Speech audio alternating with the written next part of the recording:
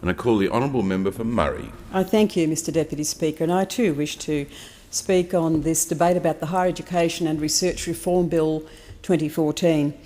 It is a most significant reform. They're the two words that have been used over and over again, not just by members of the coalition government, but also by the university sector itself.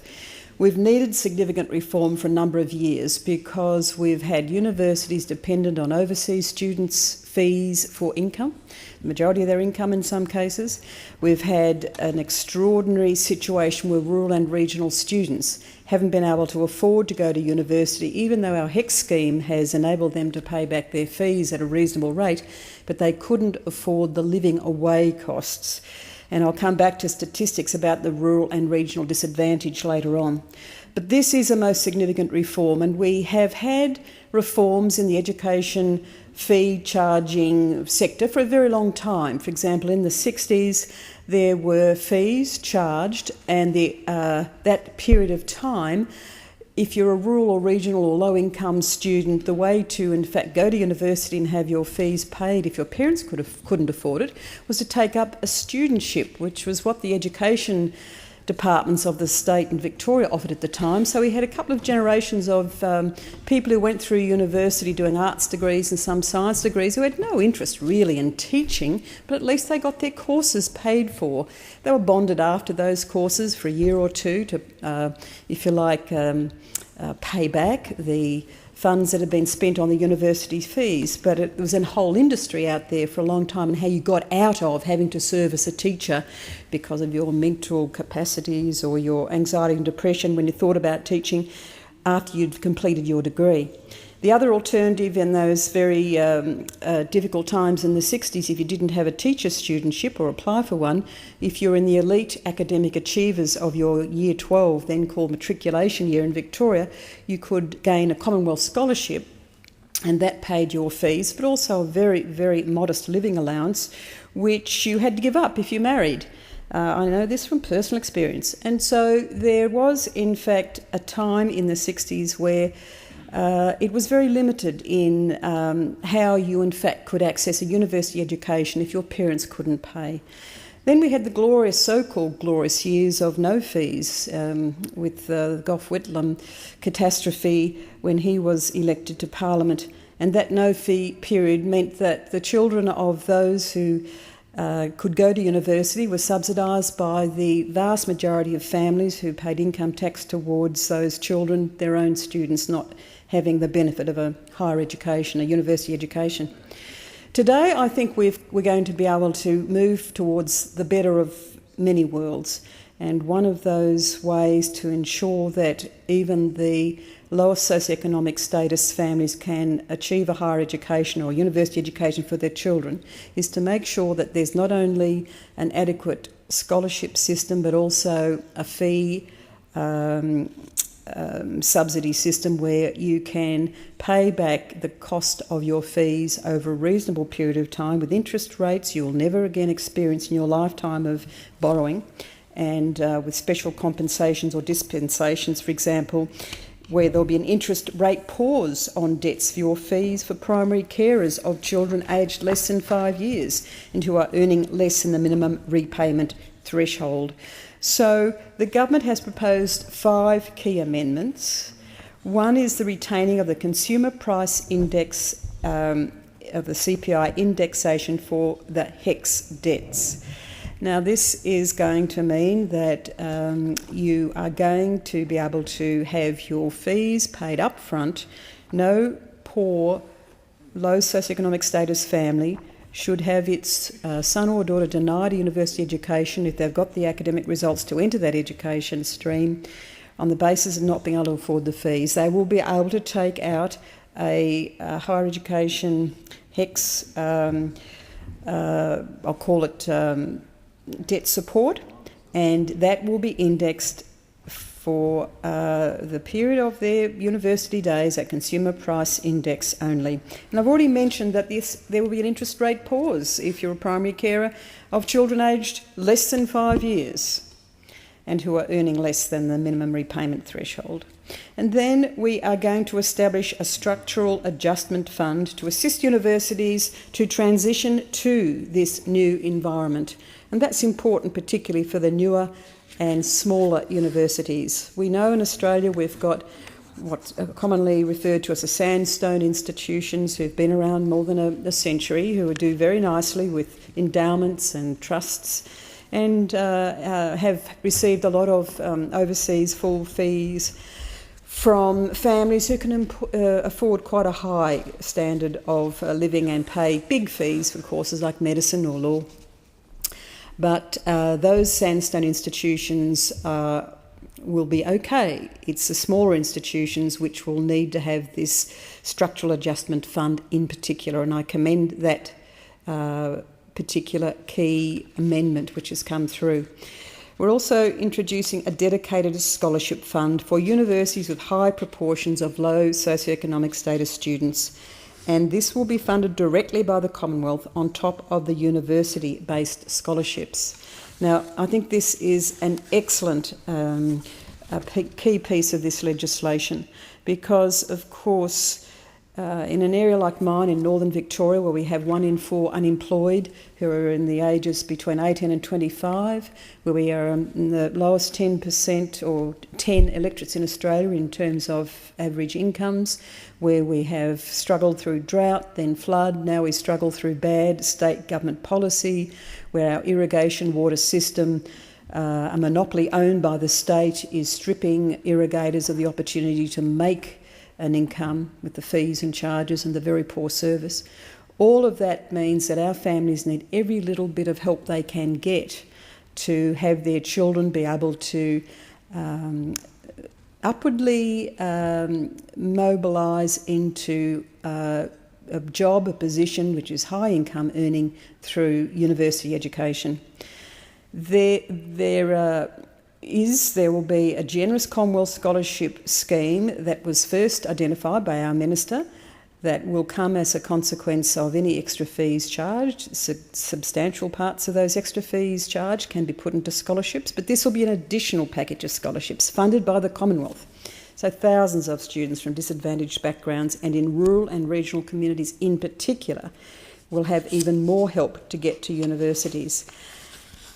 It costs about $20,000 to $25,000 a year minimum for students in my area to go to university in the way of their living costs. This is in addition to their fees and charges.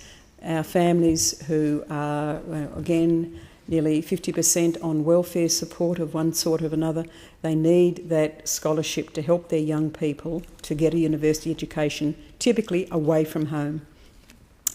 Well, we're going to amend legislation, we're going to be amending legislative guidelines so domestic fees are lower than international fees, and I think that's only right and fair. And then the government will also direct the Australian Competition and Consumer Commission to monitor university fees.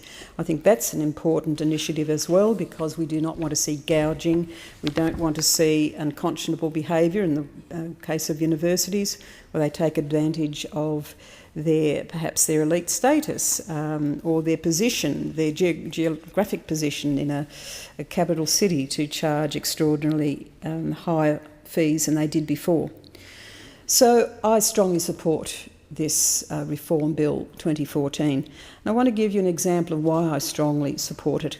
In my electorate of Murray, I have a number of local government areas. The city of Greater Shepparton includes the Goulburn Valley, where in fact the Victorian state has 40% of all of its Year 12 plus students going to a university, so hold that figure in mind, 40%.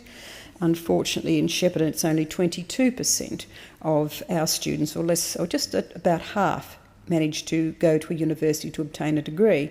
In my shire of Strathbogie, only 20% compared to the state average of 40% go to university. The Campaspe Shire 19%, Moira Shire 15%, and it's even lower in the Loddon Shire. So we're less at or just below half the state average in respect to the numbers of our Year 12 graduates who go to a university.